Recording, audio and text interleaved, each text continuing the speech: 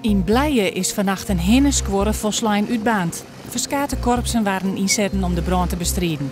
Er is bij de brand asbest vrijkomen, maar doordat de wien gunstig stier is het asbest net bij Orenhuizen te lonen kwam. Jong werd in Den Haag de Machiavelli-prijs uitreikt aan Bouke Vaatstra. Hij krijgt de onderscheiding vanwege het broeken van de media in de ziektocht naar de dierder van de moord op zijn dochter.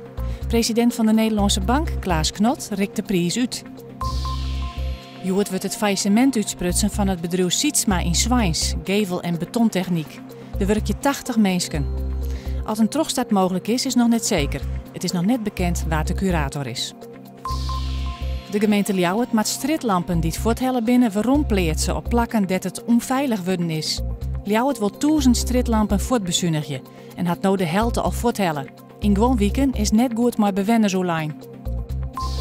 Joen en vannacht lichte ontmatige frost. Een krachtige wind uit het noordwesten. Morgen bewolkt, maar ik kans op zinneskin waar. Het is krek boven 0 en nachts vriest het licht.